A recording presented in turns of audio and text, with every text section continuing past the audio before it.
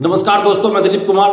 दोस्तों, बीएसएससी द्वितीय इंटर स्तरीय का विज्ञापन सितंबर-अक्टूबर 2023 में ही आया था, लेकिन 2.5 साल से अधिक समय बीत जाने के बाद भी अभी तक द्वितीय इंटर स्तरीय की पीटी परीक्षा की तिथि भी घोषित नहीं हुई है। इससे पूर्व जब प्रथम इंटर स्तरीय की वैकेंसी 2014 में आई थी तो 2020 तक प्रथम इंटर स्तरीय बहाली में कुछ नहीं हुआ।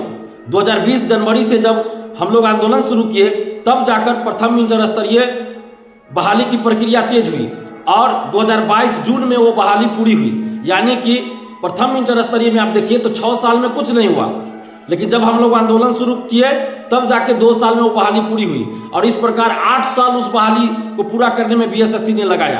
अगर उस समय हम लोग आंदोलन नहीं करते तो जो 2020 से आंदोलन किया और 2022 में बहाली पूरी हुई, वो लगता है 10 वर्षीय या 15 वर्षीय योजना में चली जाती, लेकिन आंदोलन का असर हुआ और 2020 से 22 तक जो हम लोगों ने आंदोलन किया तो 2 साल में वो बहाली पूरी हुई। और द्वितीय इंटर स्तरीय का भी हाल वही होने जा रहा है। प्रथम इंटर स्तरीय की राह पर भी बीएसएससी चल पड़ी है, क्योंकि द्वितीय इंटर स्तरीय की अभी तक पीटी परीक्षा की तिथि भी घोषित नहीं हुई है।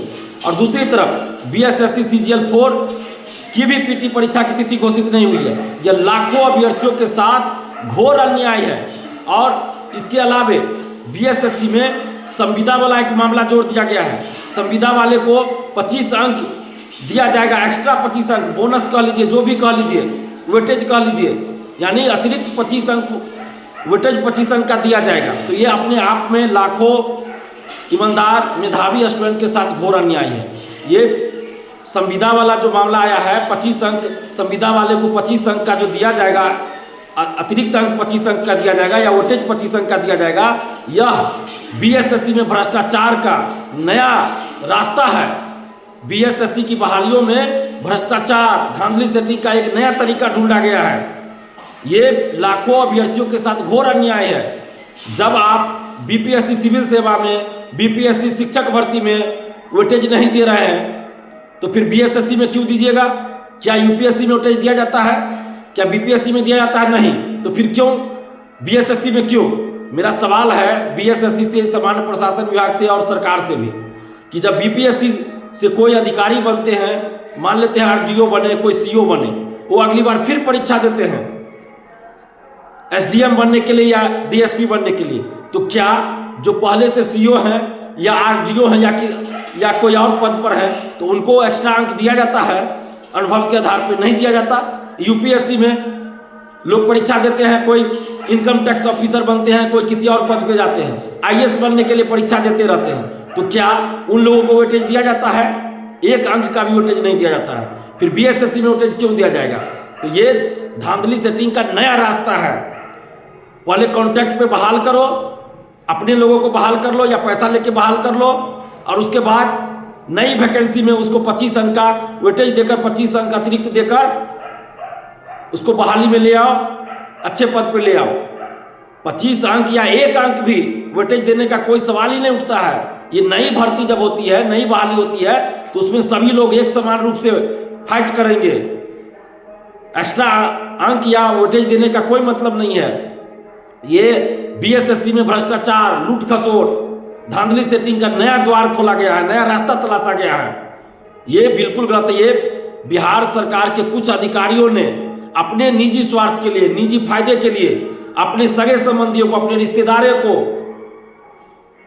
नौकरी दिलवाने के लिए इस तरह का रास्ता ढूंढा है। पहले कॉन्ट्रैक्ट पे बहाल कर दिए और अब उसको 25 अंक देकर नौकरी में लाना चाहते हैं। ये बिल्कुल ही गलत है। किसी को भी अतिरिक्त अंक देने का कोई मतलब ही नहीं है। क्यों दिया जाएगा अतिरिक्त अंक? हम नीतीश कुमार जी से विनती करते हैं, हम जानते हैं नीतीश कुमार जी, आपको ये चीज़ नहीं पता होगा, कुछ अधिकारी जो अपने निजी स्वार्थ के लिए आपकी छवि को खराब कर रहे हैं, मात्र कुछ अधिकारियों की वजह से आज लाखों अभ्यर्थियों के साथ अन्याय होने जा रहा है। इसलिए नीतीश कुमार जी से आग्रह कर रहे हैं, विनती कर रहे हैं कि बीएसएससी में जो संविदा वाले को 25 अंक देने का प्रावधान किया गया है उसको वापस लिया जाए, उसको समाप्त किया जाए और बीएसएससी द्वितीय इंटर स्तरीय और सीजीएल 4 की परीक्षा की तिथि जल्द घोषित हो। और जितने भी आप अभ्यर्थी हैं, आप सबसे आग्रह कर रहे हैं कि आप सभी बीएसएससी के अभ्यर्थी एकजुट होइए और एकजुट होकर लड़ना पड़ेगा।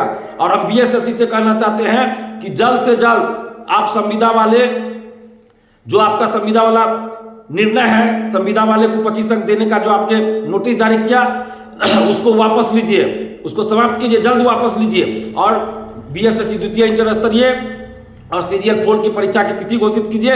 नहीं तो अब हम लोग जल्द ही आंदोलन का आह्वान करेंगे, जल्द ही आंदोलन करेंगे।